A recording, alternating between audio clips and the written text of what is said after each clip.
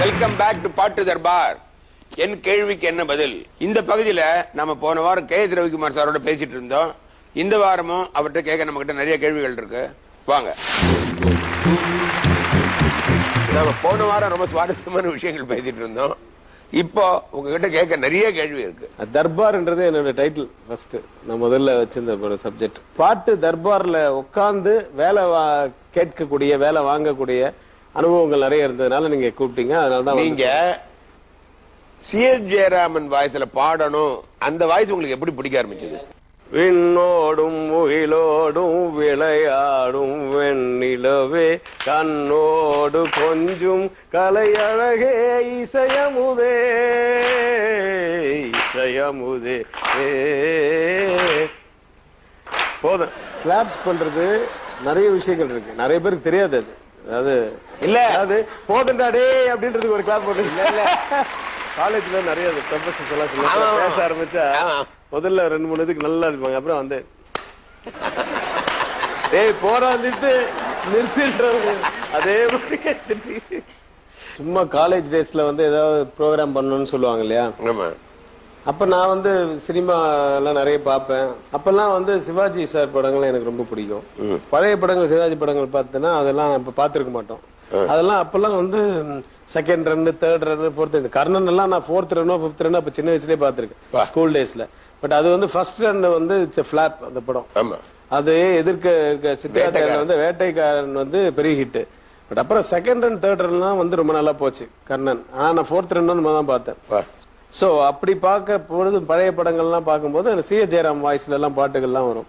ஒரு பாலையா, நாகேஷ் இதெல்லாம் பண்ணணும். இதுல ஏதாவது பண்ணணும்னு சொல்லிட்டு காலேஜ்ல ஏதாவது கல்ச்சரல்ஸ்ல வந்து ஏதாவது பண்ணணும்னு சொல்லுவாங்க. பாலையா அவர்களோட வாய்ஸுக்கும் சி.எஸ். ஜெயராம் வாய்ஸுக்கும் ஒரு ஒத்துமை உண்டு. ஆமா, அதெல்லாம் வந்து சரி ஏதாவது பண்ணணுமேன்ட்டு இப்போ கல்ச்சரல்ஸ்ல வந்து இது நான் பண்ணிட்டு இருப்போம். ஆமா, இப்ப ஆர்டினரியா அந்த எஸ்பிபி பாட்டுன்னா ஸ்டைல வச்சுட்டு பாடலாம். அவர் பாட்டு எப்பவுமே அந்த வாயு வெத்தலை பாக்கு போட்ட மாதிரிதான் பாடணும். 2 வரி பாடுங்களேன். 1000 கண் போதாது வண்ண கிளியே குற்றால அழகை நாம் காண்பதற்கு வண்ண கிளியே இன்னிசையை பாடி வரும் தேனருவி ஆடி வரும். எனக்கு லிரிக்ஸ் தெரியாது. தெனாலில அந்த ரோல் வந்து நான் பண்ணும்போது நீங்க தான் நடிச்சு காட்டினீங்க. எல்லாருக்குமே நடிச்சு காமிப்பேன். அப்படி என்ன கமல் சாருக்கு எல்லாம் கூட நீங்க தான் நடிச்சு காட்டி வேலை வாங்க. பிகினிங் டேஸ்ல எல்லாம் நான் நடிச்சு காமிப்பேன். எனக்கு என்ன தோணுதோ, சார் உங்க பாடியில எங்க நீங்க பண்ணீங்க சார், இதான் வேணும்னு சொல்லுவேன். அதுக்கப்புறம் போ அவர் மேட்ரு அவருக்கே தெரியும். இதுக்கப்புறம் நம்ம போய் அவர் குழப்ப வேணான்னு விட்டுருவேன் சில நேரத்துல. பட் பக்கத்துல இருக்க எல்லா ஆர்டிஸ்டுக்கும், ஒவ்வொரு ஆர்டிஸ்டுக்கும், லேடி ஆர்டிஸ்டா இருந்தாலும் குழந்தையா இருந்தாலும் எல்லாம் நம்ம செஞ்சுதான் நான் காமிக்கணும். இல்ல அப்படிதான் எனக்கு நான் டைரக்ஷன் பண்ணி பழக்கம். ஆமா, இல்ல இப்ப வந்து ரஜினி சாருக்கும் நீங்க தான் நடிச்சு காட்டுவீங்களா? அது சார் வைக்கும் போதே, ஷார்ட் வைக்கும் போதே நான் சொல்லுவேன், இப்படிதான் பார்ப்பேன், அங்கேதான் வைப்பேன் கேமரா. அவர் இப்படி நேரம் வந்து நினைப்பார். இல்ல சார் இப்படி நில்லுங்க, இப்படி பாருங்க. ஓ சரி, அவருக்கு கட் பண்ண பிறகு அடுத்தது கமல் சார் படத்து வரும்போது அப்படின்னு நீ எனக்கு அவருக்கு ஒரே மாதிரி சொல்றது. அதே மாதிரி இங்க வந்து சார் அந்த சீன்ல அப்படி கண்ணெல்லாம் கலங்கிட்டு கமல் சார் படம் பண்ணிட்டு நேரம் இங்க வந்தா உடனே எனக்கு அழுகுற சீன்லாம் வைக்காதீங்கன்னு. அதெல்லாம் கமல் சாருக்குன்னு வச்சிருக்கு, நமக்கு அதெல்லாம் வேணாம் அப்படின்னு.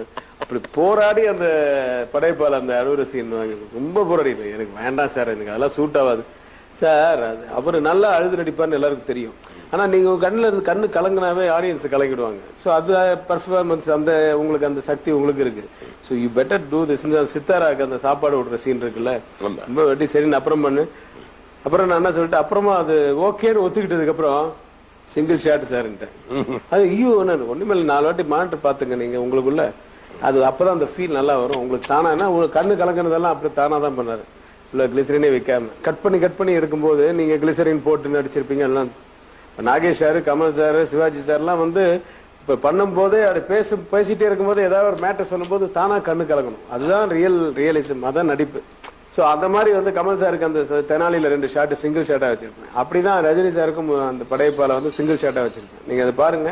உள்ள வந்து உட்காந்து அந்த சாப்பாடு விட்டு அவன் கிடக்குறாமா, உனக்கு கேட்காத மாப்பிள்ளையா அப்படின்லாம் பேசிட்டு கடைசி வரைக்கும் அது சிங்கிள் ஷாட்டாவே வச்சிருப்பேன். ஸோ அப்பதான் ரியலா அது தெரியும். பிகினிங்ல வந்து கண்ணு கலங்காம இருக்கும், அப்புறம் கொஞ்சம் கொஞ்சமா கலங்கும். இதெல்லாம் சிங்கிள் ஷாட். முத்தம் கொடுக்கறது, அதெல்லாம் முத்தம் கொடுக்கறது வந்து நான் கட் ஷாட் பண்ண வேணாம் சார், சென்சார்ல பண்ணுவாங்கல்ல.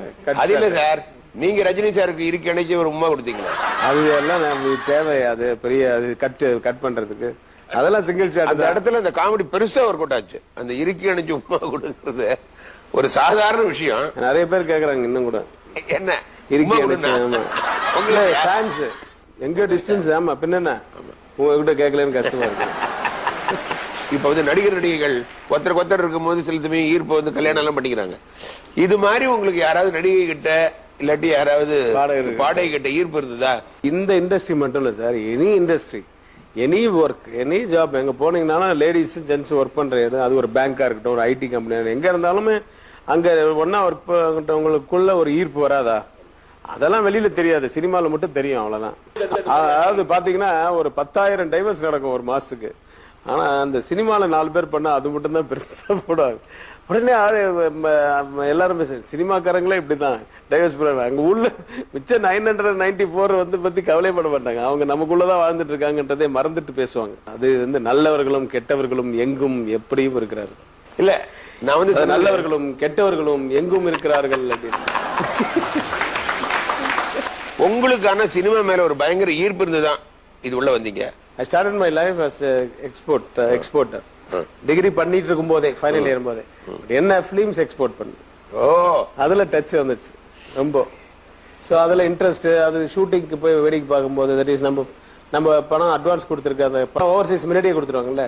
நாங்க பண்ணும்போது ஃபுல் ஓவர்சீஸ் கிடையாது. அப்போ Ceylon was a very good market. FMS rights இருக்கும், federation of Malaysia and Singapore. So அதுக்காக நாங்கள் படங்கள் வாங்கி அனுப்பிச்சோம். ஸோ அந்த ஷூட்டிங் போகும்போது அந்த கேப்டன் அவனுடைய ஒரு சின்ன குள்ளமா ஒருத்தர் இருப்பான், 100 பேர் இருப்பாங்க, சைலன்ஸ் அப்படின்னா எல்லாம் இருக்காங்க. அந்த கேப்டன்ஷிப் பிடிச்சது எனக்கு. ஸோ அதெல்லாம் அதில் ஒரு ஈர்ப்பு ஏற்பட்டு அப்படி அது முடிஞ்சதுக்கு அப்புறம் அந்த export business was not good because of video piracy those days. அப்போ கேட்டார் பார்ட்னர் அங்கே இருக்கிறவர் மிஸ்டர் நாயர்னு, அவர் வந்து எப்பா இது வேண்டாம், நீ இந்த அப்பளம் அந்த வடாமெல்லாம் இங்கே சூப்பரா போயிட்டு இருக்குப்பா, அதை அனுப்பு அப்படின்னு. எங்க அப்பா கொண்டுடுவாரு அப்படின்னு. பட் அது பாத்தீங்கன்னா மல்டி மில்லியனர்ஸா இருக்காங்க. ஆமா ஆமா ஆமா. அப்பா வந்து என்ன சரி போய் டைரக்ட் பண்ணாரா இல்ல நடினாரா? வெளியில போயிடான்ட்டாரு. அதனாலதான் உருப்பட்டேன். நாகேஷ் சார் உங்களுக்கு ஒரு பழக்கம், அவரால் தான் இன்ஸ்பயர் ஆனீங்க.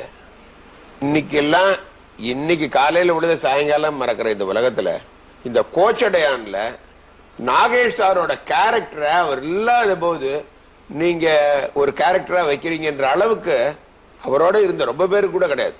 நீங்க அது வந்து உண்மையாவே வந்து எனக்கு மட்டும் இல்ல, நாகேஷ் சார் ஃபேன்ஸ் பாத்தீங்கன்னா எங்க சர்க்கிள்லயே ஏகப்பட்ட பேர் இருக்காங்க, பப்ளிக்லயே நிறைய பேர் இருக்காங்க. அதுவும் இன்னைக்கு இருக்கிற யூத்துங்கெல்லாம் கூட இப்ப நிறைய பழைய படங்கள்லாம் பார்க்கும்போது நாகேஷ் சாரை பிடிக்கிறவங்க இருப்பாங்க. பட் அது கமல் சார் பைத்தியம் நாகேஷ் சார்னா. நாங்க கோச்சடையான் டிஸ்கஷன்ல வந்து நான் ரமேஷ் கண்ணா அந்த மாதிரி ஒரு 7 பேர் உட்காந்து டிஸ்கஷன் பண்ணிட்டு இருக்கும்போது, அதனால ஏற்கனவே வந்து வடிவேலு போட்டிருக்கோம், விவேக் போட்டிருக்கோம், அது பின்னாடி எடுக்க போறோம். ஸோ இதனுடைய ப்ரீக்வல் இது வந்து கொஞ்சம் இன்னும் முன்னாடி. ஸோ பீரியட்னும் போது வேற யாரை காமெடியில போலன்னா சந்தானம் மாதிரி சின்ன ஆளுங்களை போட முடியாது, ரஜினி சாருக்கு ஈக்குவலா. ஸோ ஒரு மாதிரி ஈக்குவலாவா டே வாடா போடான்னு பேசிக்கிற அளவுக்கு இருக்கணும். என்ன பண்றது, எல்லாம் இவருடைய மாமான்ற மாதிரி ஒரு கேரக்டர் பண்ணிட்டோம். திடீர்னு தோணுச்சு இதே நாகேஷ் சார் இருந்தா இந்த கேரக்டர் எல்லாம் சூப்பரா பண்ணலாம் அப்படின்னும் போது திடீர்னு தோணுச்சு எனக்கு, ஏன் நாகேஷ் சாரை வச்சு பண்ணக்கூடாது. என்ன அதாவது இது வந்து பெர்ஃபார்மன்ஸ் கேப்சரிங் அப்படிங்கிற ஒரு டெக்னாலஜில பண்றோம். இப்ப நீங்க ஆக்ட் பண்ணீங்கன்னா உங்களை அப்படியே கேப்சர் பண்ணி உங்களுடைய மாடலுக்கு அது போட்டோம்னா it's going to be, but your model will be exactly like yours. அதுல வந்து இப்ப அவர் இல்லாம அவர் மாடல் எடுக்க முடியாது. ஸ்கேன் பண்ணாம உங்களை ஸ்கேன் பண்ணாம உங்க மாடல் எடுக்க முடியாது. சோ அது மாதிரி நாகேஷ் சார் இல்லாம எப்படி எடுக்கிறதுன்னு சொன்னா, இப்ப சௌந்தர்யா போன் பண்ணி நான் கேட்டேன், இது மாதிரி ஒரு ஐடியா இருக்குன்னு. சூப்பர் ஐடியா அங்கிள், நான் டெஃபினட்டா இமீடியட்டா அது பண்ணலாம் அப்படின்னு சொல்லிட்டு ½ ஹவருக்கு ஷி கால்டு LA அந்த குரூப் எல்லாம் கேட்டு இது மாதிரி. அப்போ அவங்க போட்டோகிராஃப்ஸ் எல்லாம் கேட்டேன், இமீடியட்டா இமெயில அவங்க போட்டோகிராஃப்ஸ் எல்லாம் அனுப்பிச்சு இது மாதிரி ஆல் ஆங்கிள்ஸ் போட்டோகிராஃப்ஸ் கிடைக்குமா, ஆல் ஆங்கிள் நாங்க லைவே கொடுக்குறேன்னு நான். ஏன்னா எவ்வளவு படங்கள் இருக்கு, திருவிளையாடல இருந்து தில்லான மோகனம்பல இருந்து எவ்வளவு இருக்கு, சும்மா ஆல் ஆங்கிள்ஸ் லைவ் கொடுக்குறேன். இல்ல வி நீட் ஒன்லி ஸ்டில்ஸ் அப்படின்னா. சோ அதுக்கு வந்து அவங்க எல்லாத்தையும் அனுப்பிச்சு அவங்க said okay but it's a difficult task but we will do it அப்படின்னு சொன்னாங்க. but still they are doing it. But அதுக்கு முன்னாடி நாங்க அவர் மாதிரி நடிக்கிறதுக்கு ஆளை தேடினா அப்பதான் தெரியுது, ஒரு வினு சக்கரவர்த்திக்கு ஆள் இருக்கு, ஒரு அஜித்துக்கு ஆள் இருக்கு, ரஜினி சாருக்கு இருக்கு, ஒரு SJ சூர்யா மாதிரி இமிடேட் பண்றதுக்கு கூட ஆள் இருக்குங்க. நாகேஷ் மாதிரி ஆக்ட் பண்றதுக்கு இமிடேட் பண்றதுக்கு ஆள் இல்லை. அப்பதான் தெரியுது அது ஹார்ட் ஜாப் அப்படின்னு, ஹார்ட் ஒர்க் அப்படிங்கறதுனால யாரும் அதை ட்ரை பண்ணி விட்டுருக்காங்கன்னு நினைக்கிறேன். அவரை மாதிரி பண்றதுக்கு. ஸோ அவரை மாதிரி ஆனா டான்ஸ் ஆடுறது மட்டும் சிங்கப்பூர் ஒரு ப்ரோக்ராம்ல பார்த்தேன், உங்க ப்ரோக்ராம்ல கூட பண்ணிருப்பாங்க. அவங்களுக்கு பெர்ஃபார்மன்ஸ் பண்ணணும்னா இது வரல. ஏன்னா இப்போ நான் டைலாக் எழுதியிருக்கேன், நான் நாகேஷ் மைண்ட்ல வச்சுதான் எழுதியிருக்கேன். காமெடியன் வடிவேலுன்னா வடிவேல் மைண்ட்ல வச்சுதான் டைலாக்ஸ் எழுதுவோம். நிச்சயமா நாகேஷ் சார் வச்சு டைலாக் எழுதிட்டா இது எப்படி பேசுறது அப்படின்னு சொல்றாங்க. நான் பேசி காமிக்கிறேன், ஆனா அவங்களுக்கு வரவே மாட்டேங்குது. ஸோ கடைசியில நான் வந்து அதை இமிட்டேட் பண்ணி டைலாக் பேசி அப்புறமா வந்து ஆனா அவரை மாதிரி வாய்ஸ் உள்ளது ஒரே ஒரு ஆளு நம்ம நாகேஷ் கிருஷ்ணமூர்த்தின்னு சொல்லுவாங்க. அவர் ஒருத்தர், அவர் வாய்ஸ் கிட்டத்தட்ட அவர் மாதிரி இருக்கும். அதுக்கப்புறம் ரமேஷ் கண்ணாவை நடிக்க வச்சோம்.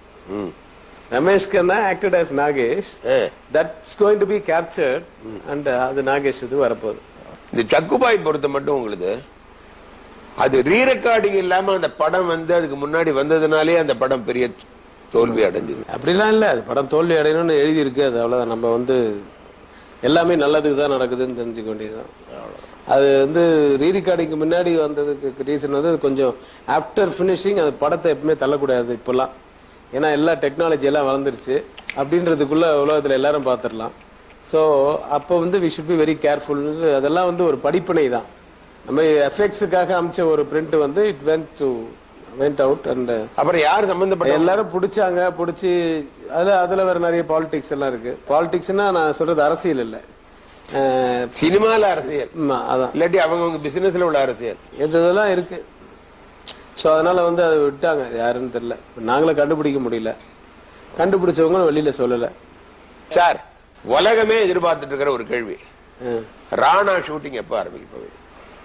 கோச்சரியான் ரிலீஸுக்கு அப்புறம் ஆரம்பிக்கும் என்று நினைக்கிறேன். கோச்சடையான் ஷூட்டிங், பாம்பே இந்தி படம் டிஸ்கஷன், கம்போசிங், இத்தனையிலயும் நீங்க வந்துதான் ஆகணும்னு உடனே இப்ப உங்களுக்கு எவ்வளவு வேலை இருக்கு, எவ்வளவு தள்ளி வச்சு ஒவ்வொரு நிமிஷமும் இது எவ்வளவு முக்கியன்றது தெரிஞ்சு என்னமோ ஃப்ரீயா உட்காந்து பேசுற மாதிரி பேசுனீங்க பாருங்க. உங்களுக்கு தேங்க்ஸ் சட்டன். அது பேர் தான் நடிப்புன்றது. இல்ல உண்மையாக என் சார்பிலையும் இல்ல, அது வந்து நான் உங்க மேல கொண்டுள்ள காதல். ஓ நன்றி சார். காதல்னா இந்த காலத்துல வேற மாதிரி எடுத்துக்கிறாங்க. அன்பு ரொம்ப பெரிய விஷயம். வேலை தேடி வழங்கும் ஒரு சின்ன கிஃப்ட் ஹேம்பர். ஓகே வட்டா. Okay thank you. அதாவது எவ்வளவு பெரிய டைரக்டர், எவ்வளவு சிம்பிளா, எவ்வளவு ஜாலியா ரெண்டு ஃப்ரெண்ட்ஸ் பேசுற மாதிரி பேசிட்டு இருந்தாரு. ஆக்சுவலி இந்த பாட்டு தர்பார் நிகழ்ச்சியில பாட்டோட கதைகள், சிரிப்பு மழை, என் கேள்விக்கு என்ன பதில், இந்த நிகழ்ச்சியை பார்த்து ரசிச்சிருப்பீங்க. நான் உங்களை பார்த்து ரவிக்குமார் சாருக்கு 1000 கோடி வணக்கம். அனைவருக்கும் வணக்கம். தேங்க்யூ.